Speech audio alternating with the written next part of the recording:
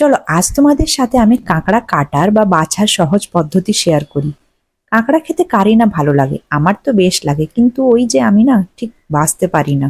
কিন্তু এই কাজে আমার হাজবেন্ড খুব এক্সপার্ট। তো গত রোববার ওই কাঁকড়াগুলোকে কিনে এনেছিল। প্রথমেই ও যেটা করলো, ওর হাত বা পা যাই বলো তোমরা, ওগুলোকে এক এক করে ভেঙে ফেললো। কারণ এইগুলা না খুব ছোঁচালো টাইপের হয়, দেখতেই পাচ্ছ তোমরা। আর এইগুলো দিয়ে কন্টিনিউ ওরা না খোঁচা মারতে থাকে যখন তুমি কাঁকড়াটাকে ধরবে বা ধরতে যাবে। তো তাই ওটিকে আগে ভালো করে ভেঙে ফেলতে হবে।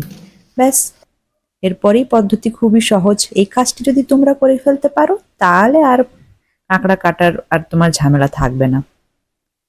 একে একে করে সবগুলো এইভাবে পাগুলো ভেঙে ফেলে তারপরে ওগুলোকে ভালো করে জলে ধুয়ে নেব।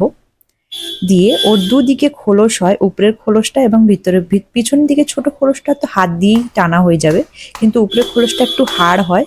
সেটিকে আমরা নোড়া বা পাথর দিয়ে একটু ভেঙে নিলেই ওটা খুলে আসবে আপনা আপনি।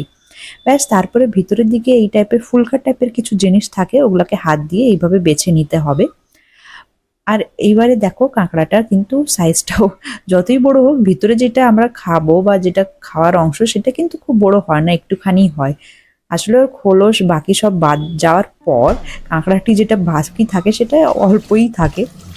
তো ব্যাস, এটা হালকা একটু জল দিয়ে ধুয়ে নেবো, বেশি জল দেবো না, না হলে এর ভিতরে যে ঘিলুটা ওটা বেরিয়ে যাবে। ওই ঘিলুটারই হচ্ছে আসল স্বাদ। এই যে দেখো কতটা বেরিয়েছে এটা থেকে।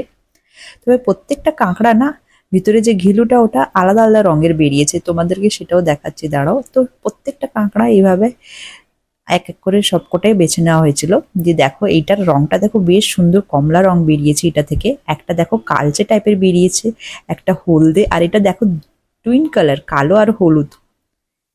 তো ব্যাস, এইভাবেই কত সহজেই আমরা কাঁকড়াগুলোকে বেছে নিতে পারি। তো যদি ভিডিওটি ভালো লেগে থাকে তো লাইক করে